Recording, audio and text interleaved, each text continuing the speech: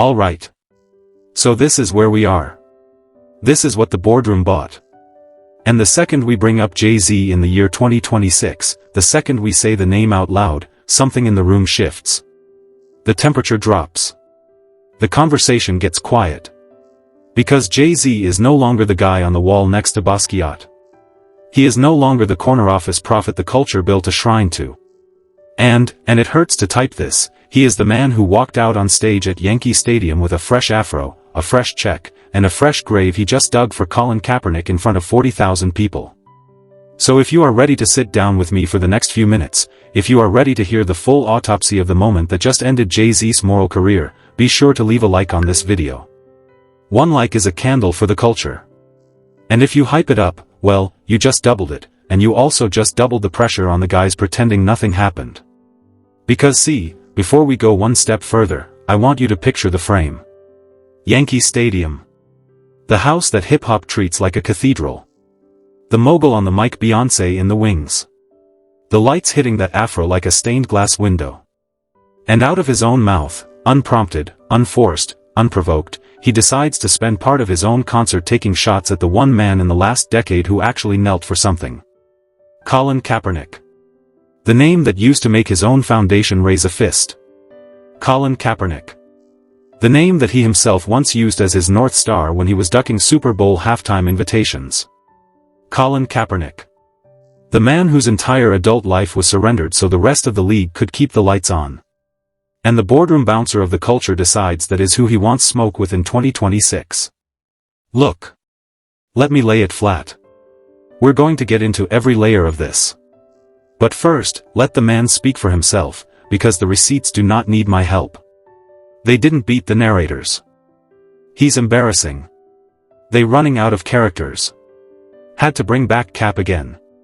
A buddy took a check. I ain't even mad at that. But along with that check, gotta sign a non-disparage. I'm the one they can't control. That is the man.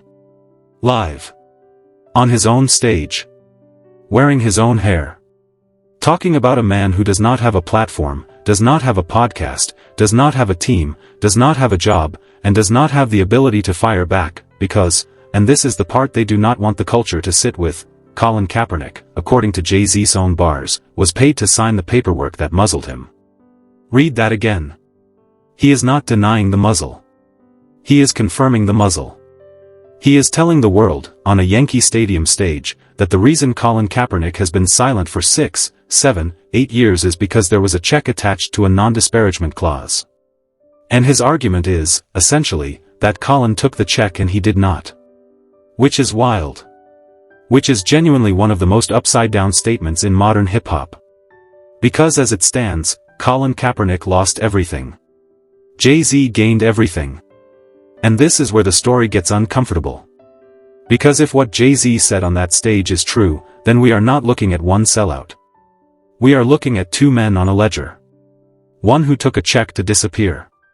And one who took a check to stay. And the question the culture is now stuck with, the question that has been trending on every timeline since the sun came up, is a very simple one. Which check bought the loudest silence? I mean, understand. Understand what actually happened between 2016 and now. Colin Kaepernick took a knee during the anthem in 2016. The whole world stopped. The league blackballed him. He filed a collusion grievance. He became, without exaggeration, the closest thing to a modern martyr American sports produced in this century. And back then, the mogul, publicly refused the Super Bowl. He said he stood with Cap. He said, on record, that the culture came first. And the culture believed him. The culture always believes Jay-Z. That is his gift. That is the reason he became the corner office concierge of the whole industry. He speaks softly. He signs quietly. He collects everything. And in 2019, the pivot came. He walked into a room with Roger Goodell, he shook the commissioner's hand, and Roc Nation became the NFL's live music strategist and the co-pilot of a program called Inspire Change. And you remember what Jay-Z said at that press conference? He said, and I quote, "I think we've passed kneeling. I think it's time to go into actionable items." Past kneeling. 6 years ago. And Colin Kaepernick, from his corner of the internet, tweeted right back that he continues to work and stand with the people. Colin never signed the truce Jay-Z tried to draft for the movement. Colin never blinked. So how, in the year 2026, does the same man walk onto a stage in the Bronx and try to spit disrespectful bars at a man who literally never fired at him? That is where the wipe-down operation begins. That is where the reputation laundromat kicks in. Because see, this is not the guy standing in the middle of the smoke by accident. He is the guy who calls in the smoke, positions himself in the middle of it, and then charges you for the fan. This is not new. This is the playbook. Anybody who has watched him for 30 years knows exactly what this is. He meditated like a Buddhist. He recruited lieutenants with ridiculous dreams. He built a business empire on the back of a hip-hop identity, and then he traded parts of that identity for board seats, for equity stakes, for Super Bowl halftime shows, for a piece of Live Nation, for Armand de Brignac, for the NFL, for Target. Every deal a little quieter than the last. And every deal, if you look close enough, has the same fingerprints, the fingerprints of a man who never let a check pass him by. And now, look. Look what happens when you tie all of it together. The mogul partners with the NFL. Target starts carrying his records in the middle of a nationwide boycott over the retailer rolling back its diversity commitments. Fans in Brooklyn and the Bronx start asking why the man who built the House of Carter is selling shelf space to a company that just gutted the very programs the culture fought for. And then, instead of addressing any of it, instead of even acknowledging the discomfort, he decides the safest move is to grab the microphone at Yankee Stadium and redirect the smoke back at Colin Kaepernick. Not at Goodell. Not at Target. Not at himself. At the one man who cannot rap back. At the one man whose whole resume is silence. This, ladies and gentlemen, is a magic trick. This is a card shuffle. This is misdirection on a stadium scale. And see, let me put this on the table before we go any further. I am not a Jay-Z hater. I have loved this man my whole life. I have quoted him at weddings. I have argued for him in every top 5 list ever made. He is one of the most gifted rappers to ever pick up a pen. Nobody, not me, not you, not the loudest podcast host in Brooklyn, can take away the catalog. Reasonable Doubt. Blueprint. Black Album. American Gangster. The catalog is a fortress. But the catalog is not the same thing as the character. And what we watched at Yankee Stadium was not a catalog moment. What we watched at Yankee Stadium was a character reveal. Because think about it. The man, who supposedly does not care about the noise, cared enough about a Colin Kaepernick reference on Clips's chains and whips that he made the entire show about swinging back at it. Which, and let me name it, means the noise is getting to him. He is the walking definition of unbothered. If this man is bothered, the earth is shaking. And on that stage, Jay-Z was bothered. You could hear it in the cadence. You could hear it in the syllable choice. You could hear it in the specific decision to name Cap. That was not a freestyle. That was a message. And the message was, I will not let a martyr's shadow be bigger than my brand. And here is where the anatomy of the whole thing goes from ugly to embarrassing. See. Because when he said, on stage, a buddy took a check, I ain't even mad at that, but along with that check, gotta sign a non-disparage, he did something a lawyer would have begged him not to do. He put the alleged NDA on the record. He surfaced the muzzle. He confirmed what the culture has been whispering for years, that Colin Kaepernick was not just blackballed by the league, but structurally silenced by a settlement with terms. Now, that settlement is public knowledge in the abstract. Cap and the league settled his collusion grievance in 2019. But what Jay-Z did was color in the shape of the settlement. He essentially told a stadium of witnesses that Cap traded his voice for the bag. And here is the part that should sit in your chest for the rest of the night. If Jay-Z is right, and Cap is silenced by paperwork, then Cap is not the sellout. Cap is the hostage. And the mogul is the guard. Because look. A man who has been paid to be silent is not the same thing as a man who has chosen to be silent. And a man who is standing on a Yankee Stadium stage in 2026, wearing the exact hairstyle of the man he is dismissing, using that hairstyle as a costume for a diss verse, is not a man who is standing on principle. That is a man who is standing on borrowed symbolism. The afro on Jay-Z's head was never Jay-Z's afro. That afro belongs to a lineage. That afro belongs to Angela Davis. That afro belongs to Huey P. That afro belongs to a movement he walked away from the second Roger Goodell offered him a chair at the table. And to wear that afro while dismissing the exact man who took the knee, while cashing the check that came from the league that blackballed that man, is one of the coldest sequences in modern hip-hop optics. And this is where the culture starts to twist. This is where the timeline gets loud. Because as we speak, the mogul is running into the exact reception he did not plan for. New York, the city he built, the city that built him, the city he calls his own, has started to name the discomfort out loud. Podcasters are dissecting the bars line by line. Older heads are pulling up receipts from 2017 when he wore a Cap jersey on Saturday Night Live. Younger heads are asking, honestly, what happened to the guy in the Cap jersey? And the answer, as painful as it is that the guy in the Cap jersey signed a partnership with the very league that made the Cap jersey necessary. He did not switch teams.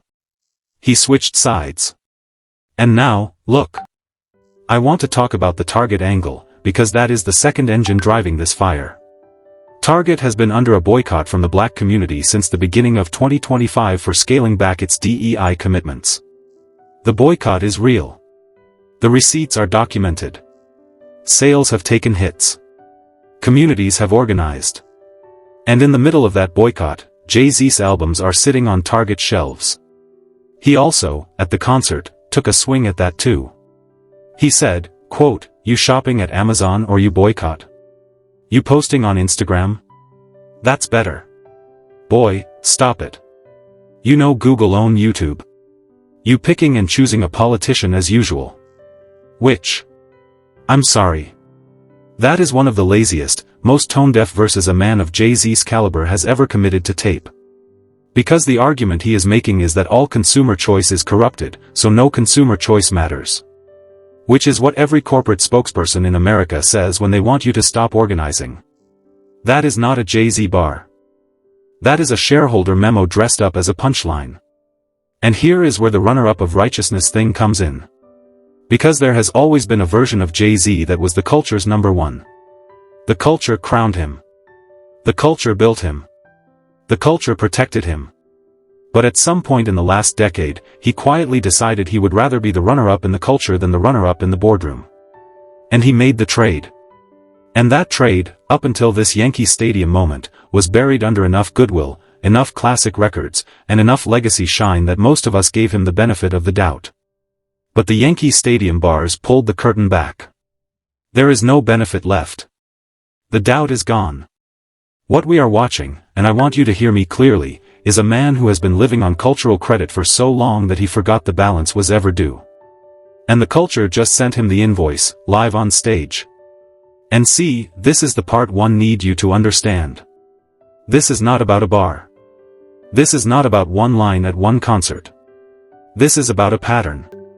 Because if you go back and stack every choice Jay-Z has made in the last 7 years, the NFL deal, the Super Bowl halftime show he now curates for the league that broke Kaepernick, the Roc Nation, Inspire Change, activism arm that has been criticized by Cap's own allies as a corporate laundering vehicle, the Target shelves in the middle of the boycott, the silence on the specific policy fights the culture actually cares about, every choice, every single one of them, tilts in the same direction. And that direction is not toward the community. That direction is toward the check. And when a pattern is that clean, when a pattern is that consistent, at some point you have to stop calling it a coincidence and start calling it a philosophy. Now, to be fair, because the game must be called both ways. There is a version of this story where he is not the villain. There is a version where he is inside the building doing the work, using his equity and his access to redirect resources back into the community, quietly, without press releases, without stage bars, without stadium moments. $500 million back into the community. That number gets thrown around. That number is in his own verses. And if that number is real, if that money actually reached grassroots organizations, community bail funds, HBCUs, activist infrastructure, then he has receipts we cannot see. That is possible. That version of the story is possible. But possible is not the same as proven. And on the evidence that is public, on the evidence that is visible, on the evidence of a man dressed as Colin Kaepernick dissing Colin Kaepernick at Yankee Stadium, the burden of proof is on him. Not on us. Not on the culture. Not on the corner. He owes the ledger. He owes the itemized list. And until that list is public, the assumption falls where the pattern points. And here is where it gets sadder. Because the whole reason this moment cuts so deep is because Jay-Z used to be the model. He used to be the blueprint of how a black man could enter the boardroom without leaving the culture behind. He used to be the answer to every kid in the projects wondering if you could have both. And now, in the year 2026, the answer he is giving us is that you cannot. You can have one. You can have the boardroom, or you can have the culture. And he made his pick. And it wasn't us. And look, let me put this in the record too.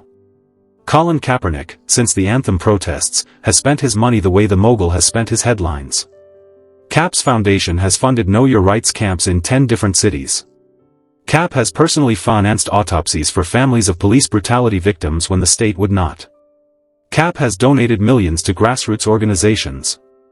Cap has, with less microphone and less shine and less afro on a Yankee Stadium stage, done more measurable community work in the last 7 years than most of the men currently mocking him. And that is not opinion. That is the paper trail. So when Jay-Z steps on stage and treats Kaepernick's silence like a punchline, the man doing the mocking is holding the microphone Kaepernick was denied. That is the whole picture. That is what people are seeing. That is why the timeline will not let this one go. And there is one more layer, and this one is the one that is really going to sting for the day ones. Because Jay-Z, when he was a young man building the empire, wrote entire verses about not being for sale. He wrote entire verses about the difference between rap money and real money. He wrote entire verses about the trap of proximity to power. And now, he is the poster child of the exact trap he warned us about 30 years ago.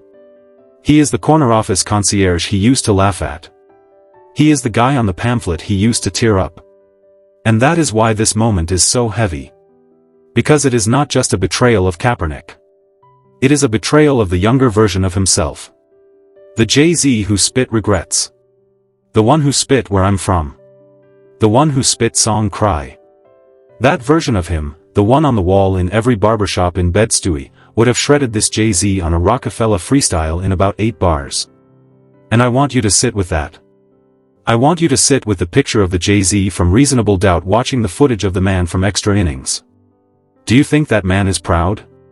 Do you think the Jay-Z who wrote Devils would look at the man who took shots at Colin Kaepernick and say, yeah, that is what I was building toward?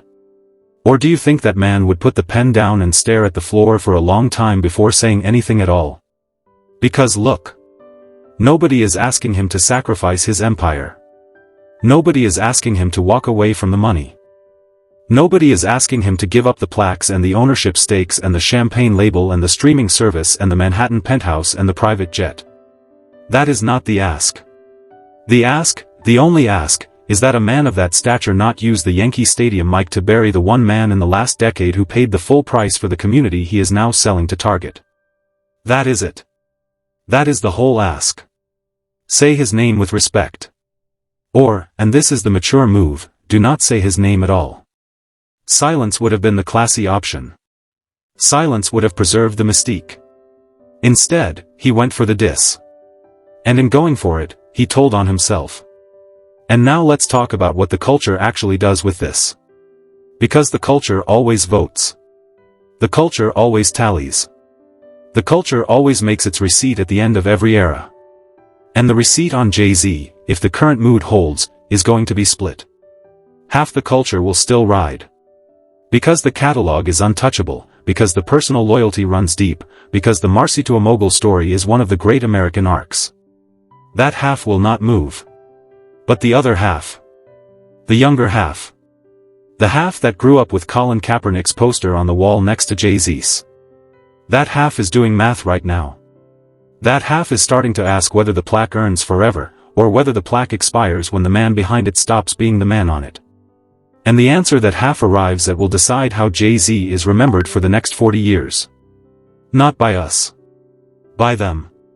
By the kids in the projects who were 9 years old when Cap took the knee and who are now 19 and paying attention to who defended him and who did not. And Cap, through all of this, has been silent. Because he has to be. Because the paperwork says so. Because the check said so. Because the system he is now partnered with wrote it that way. And when the man he dissed cannot legally respond, the ethics of the diss get uglier by the second. That is the definition of punching down. That is the definition of taking a shot at a man whose hands are tied behind his back by the exact institution you now consult for. There is no version of that fight he can win, even if every bar he wrote for the moment was fire. And, respectfully, the bars weren't even fire. That is the second insult. Cap didn't just get dissed. Cap got dissed with a mid-verse. So where do we go from here? Where does the culture go? Where does the industry go? Where does the movement go? Because see, the movement, if it is real, does not depend on Jay-Z. The movement never did. Kaepernick's knee did not require Jay-Z's approval. Kaepernick's knee did not require anyone's approval. That is what a martyr does. A martyr proceeds without the cosign. And Kaepernick has been proceeding, quietly, funded by his own foundation, working with his own hands, for 8 straight years, without a stadium, without a stage, without a mic. If the last week has proven anything, it is that Kaepernick's silence is louder than Jay-Z's stadium. Because a man locked in a legal muzzle is still doing more measurable work for the culture than a man with unlimited access to the world's biggest platforms. And that gap, right there, is the gap that ends this argument. Nobody is confused about who is the hero of this story. Not really. Not when the lights come back on. And listen. Before we close this out. There is one thing I want to say directly. There is still time for Jay-Z. That is the honest truth. He is still alive. He is still healthy. He still has the pen. He still has the platform. He can still write the verse that reverses this. He can still put the check where the community can see it. He can still stop by Kaepernick's foundation and hand-deliver a number that outweighs the sting of the stadium bars. That is a real option.